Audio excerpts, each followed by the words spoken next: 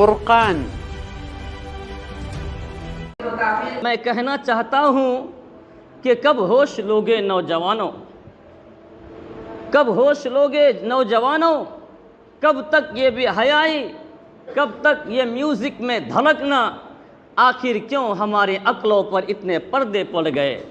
ہر جگہ دشمن ہمارا استحصال کر رہا ہے، ہر جگہ، اسکول میں وہی، کالج میں وہی، یونیورسٹی میں وہی، مدارس میں وہی، معصوم بچے اور ان کے روحانیت سے کھلواڑ کیا جا رہا ہے۔ گیدرنگ کا پروگرام ہمارے اسکولوں میں ہو رہا ہے، اتنے حیا سوز، ایمان سوز ڈرامے ان کو دیے جا رہے ہیں۔ المان الحفیظ اور یہ دیندار ماں اور خالہ اور پھوپھی اور چاچی اور مامی اور کامی سارے لائن لگائے جا رہے ہیں کہ 50 ایک گھر سے جا رہے ہیں، 5 ایک گھر سے جا رہے ہیں، 10 ایک گھر سے جا رہے ہیں کہ میرا بچہ اور میری بچی گیدرنگ میں حصہ لیے ہوئے ہیں۔ کیا کرے گا تیرا بچہ اور تیری بچی؟ نیم بر ہے نہ لباس پہن کر میوزک پر دھڑکے گی اور سارے شریعت کو ذبح سارے عام کرے گی، اور یہ مسلمان بے غیرت دیکھ کر خوش ہوگا اور اپنی حلال کمائی سے اس کو انعام دے گا۔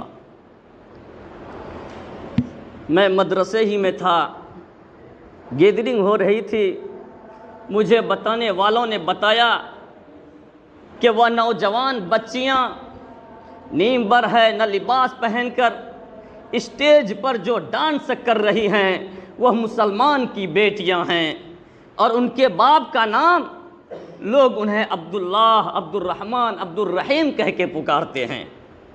کیا منہ دکھائیں گے کل قیامت کے دن اللہ کو؟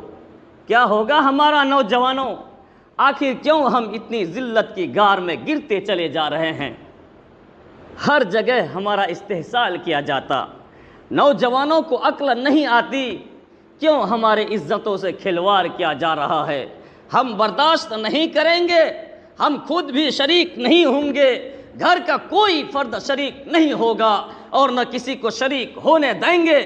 محبتوں سے سمجھائیں گے، گلے پڑ جائیں گے، پکڑیں گے، لپٹ جائیں گے، پیر پکڑیں گے، روئیں گے، گر گرائیں گے، لیکن کسی کو حرام راستے پر جانے نہیں دیں گے۔ پتہ ہے تمہیں، اللہ کو جلال دلا رہے ہیں، اللہ کے جلال کو دعوت دے رہے ہیں، اور یہ اپنے کال سے، حال سے کہہ رہے ہیں اللہ ہم مقابلہ کرنے کے لیے تیار ہیں۔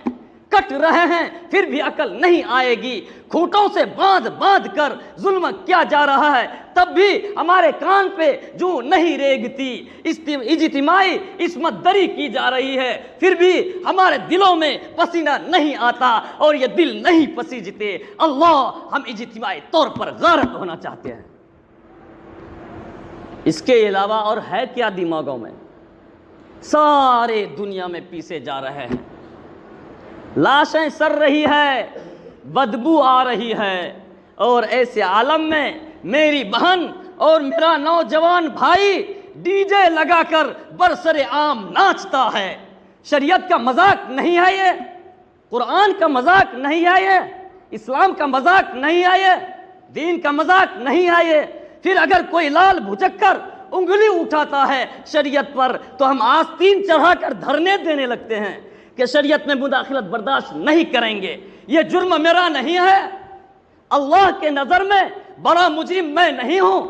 اگر ہم یہ کہتے ہیں وہ مجرم ہے تو میری 4 انگلیاں کہتی ہے کہ تو منافق ہے، تو مجرم ہے، تو نے موقع دیا ہے، شریعت کا لحاظ تو نے نہیں رکھا، قرآن کے قانون کی عظمت میرے دل میں نہیں ہے، اسلام کی عظمت میرے دل میں نہیں ہے، دین کی عظمت میرے دل میں نہیں ہے، پردے کی عظمت میرے دل میں نہیں ہے۔ ہم نے جوک جوک نکر نکر ناقدری کر کے دکھائی ہے۔ جب دشمن بہادر ہوا ہے، اب انگلیاں اٹھاتا ہے تو ہم اس کے خلاف آستین چڑھاتے ہیں، اپنے دل کو نہیں کوچتے۔ اے منافق، تیری وجہ سے یہ نوبت آئی ہے۔ ایمان والوں کو اپنی انرجی جن قوموں میں استعمال کرنی تھی سب چھوڑ چھاڑ کے ہمیں روڈ پہ آنا پڑا ہے۔ یہ نوجوانوں کی شریعت سے دوری کی وجہ سے، طلباء کی شریعت سے دوری کی وجہ سے، قرآن سے دوری کی وجہ سے، اسلام سے دوری کی وجہ سے، دین سے دوری کی وجہ سے، وہ بہادر اتنا بہادر نہیں رہے۔ اور میں دعوے سے کہتا ہوں آج بھی کسی لال بھجکر کے ماں نے وہ سپوت نہیں جنا ہے جو قرآن پہ انگلی اٹھائے، جو شریعت پہ مداخلت کی بات کرے، واللہ نہیں جنا ہے۔ ان کو تو ہم موقع دیتے ہیں، ہم ناقدری کر کے دکھاتے ہیں، جب جا کے یہ قرآن پہ انگلی اٹھاتے ہیں اور شریعت پہ مداخلت کی بات کرتے ہیں۔ کب ہوش لوگے نوجوانوں؟ اب بھی تو سدھر جاؤ۔ میرا کہنا نہیں ماننا ہے مت مانو، اپنے دل کے اندر ہی تو جھانک کر دیکھو۔ اپنے من میں ڈوب کر پاجا سراغے زندگی، اپنے من میں ڈوب کر پاجا سراغے زندگی، تو اگر میرا نہیں بنتا نہ بن، اپنا تو بن۔ میرے دوستو، سوچنے کی بات ہے، اگر کل میدان حشر میں رسول اللہ صلی اللہ علیہ وسلم تم سے پوچھ ڈالیں، بتا ظالم، جس دین کی خاطر میرے لاڈلے حسین کو میدان کربلا کی چلچلاتی دھوپ میں شہید کر دیا گیا، جس دین کی خاطر ابو بکر کے گلے میں چادریں ڈال کر صحن کعبہ میں گھسیٹا گیا، جس دین کی خاطر عثمان غنی کو گھر میں بند کر کے خارجیوں نے شہید کر ڈالا، جس دین کی خاطر علی مرتضیٰ نے پوری زندگی غیروں سے جنگ کرتے رہے، اور جس دین کی خاطر 70 جانثار صحابہ نے غزوہ احد میں اپنی جانیں قربان کر دی، اور جس دین کی خاطر، دیکھو کون فرما رہے ہیں؟ میرے نبی فرما رہے ہیں کہ جس دین کی خاطر مجھ کو وطن عزیز مکہ سے نکلنے پر مجبور کر دیا گیا، اور میں نے پوری زندگی امت کی فکر اور بے چینی و بے قراری میں گزار دی، بتا ظالم تم نے اس دین کی کیا خدمت کی ہے، تم نے اس کا کیا حق ادا کیا ہے؟ دوستو اس وقت کیا جواب ہوگا؟